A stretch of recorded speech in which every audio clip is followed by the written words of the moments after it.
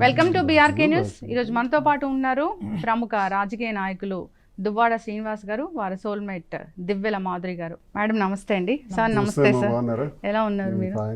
చెప్పండి అసలు health secret ఏంటి అసలు సార్ది? అసలు 58 లాగా ఉన్నారా? ఎప్పుడు వీడియోలో 58 అంటారు, అసలు అలా ఉంటారా చెప్పండి. శ్రీనివాస్ గారు హెల్త్ సీక్రెట్ ఒకటే, ఫుడ్ చాలా లిమిటెడ్ గా తింటారు, అన్ని తింటారు. స్వీట్స్ తింటారు, నాన్ వెజ్ తింటారు, వెజ్ తింటారు, అన్ని రకాలు తింటారు.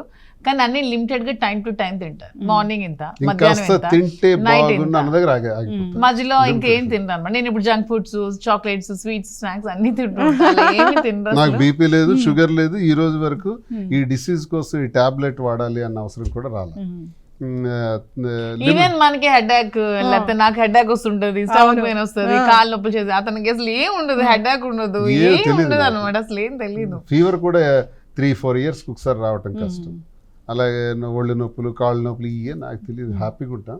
అంటే నేను ఒకటి ఇక్కడ ఉన్నది ఇక్కడికి రానే ఉన్నా. అది లేదంటే ఇన్ని 60 కోట్లు లాస్ వచ్చింది గవర్నమెంట్ పోగానే. అలా ఆలోచించి నిమిషాల్లో విడిచిపెట్టేసాను. పోతే పోనీ మళ్ళీ ఫర్దర్ స్టెప్ తీసుకుందాం అంటే. చూడండి, ఏది మనం అనుకుంటే జరిగిపోదండి. అనవసరంగా మనం పెట్టుకుంటాం భ్రమలని. కానీ కర్మ ఫలితం అన్నది ఒకటి ఉంటుంది. నీ ప్రయత్నం నువ్వు చెయ్యి, నీ ప్రయత్నం నువ్వు చేస్తే అవకాశం ఉంటే నువ్వు సక్సెస్ అవుతావు. చేసిన దానిలో సిన్సియర్గా ఉండు. అంతే తప్ప ఇది అవ్వలేదు, అది అవ్వలేదు, నేను కోల్పోయాను, నువ్వు వచ్చినప్పుడు ఏం తెచ్చావు కోల్పోవటానికి. కాబట్టి మన ప్రయత్నం మనం చేయటం వరకు భగవంతుడు ఏదైతే రాశాడో